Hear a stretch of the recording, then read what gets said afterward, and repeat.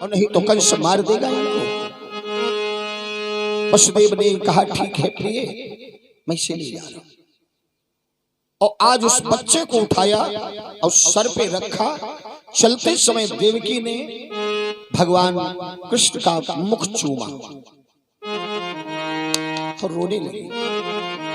क्यों रोने लगी? क्योंकि ऐसी हालत में बच्चा जब जन्म लेता है तब उसे माता के आंचल की जरूरत होती है, माता की गोद की जरूरत होती है, क्योंकि वो बच्चा फिर माता के सीने से चिपका रहना चाहिए। और कहती है देवकी मैं तुझे दूर भगा रही। एक माता का धर्म क्या है वो नहीं अपना पा रही। क्यों? क्योंकि अगर मैं ममत्व दुखाऊंगी, ममत्व के कारण अपने पास रखूंगी, तो जैसे तेरे 6 भाइयों का हश्र हुआ है वैसे तेरा भी हश्र होगा। बचे जीवन तुम्हारा लाल कि ममता को छुपा लूंगी। पुत्र तुम्हारी जान बच जाए, हम अपने ममत्व को अपने में दबा लूंगी। अगर जिंदा रहा छैया तुझे गोदी खिला लूंगी। अगर तू जिंदा रहा तो कभी ना कभी तू जरूर मिलेगा, तब मैं तुझे गोदी उठा लूंगी, तब अपनी ममता लुटा दूंगी। इसलिए उस बच्चे का मुख चूमा, हृदय से लगाया। अब जी नहीं करता है कि मैं भेजूं अलग। माता का माता त्रुटि ऐसा होता है। जाओ मेरे लाडले रखना इतना ध्यान, जिस माता ने है जना बिसर न जाए ज्ञान। जिस माता ने तुम्हें जना कहीं तो भूल मत जाना। क्योंकि मैं क्या करूं, हमारी मजबूरी है जो तुझे अपने से दूर करती। टोकरे में लिटा रहे हैं लेकिन लिटाया नहीं जाता है, आंसू बह रहे हैं। भगवान को जिस समय टोकरे में लिटाया तो देवकी के पल्लू से भगवान की उंगली फंस गई।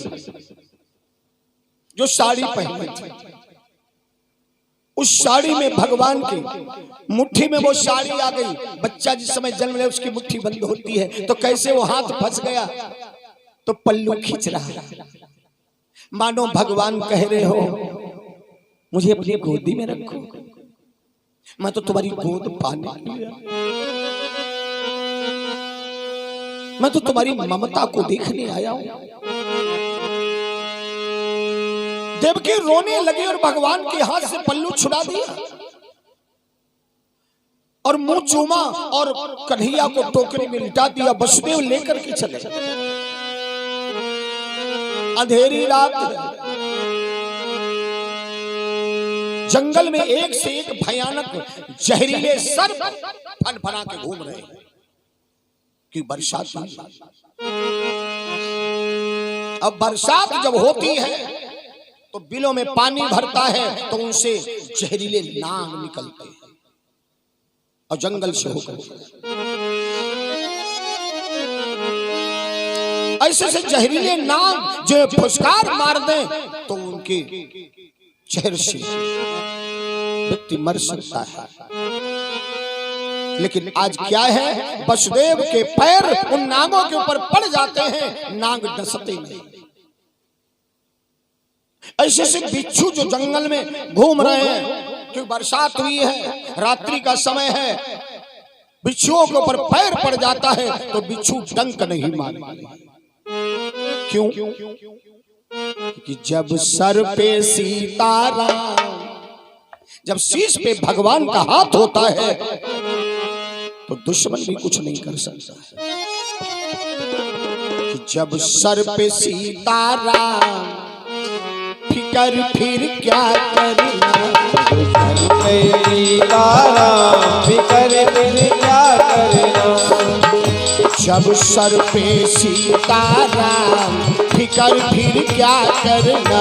जब सर पे सीताराम फिकर फिर क्या करना। जब सर पे सीताराम फिकर फिर क्या करना।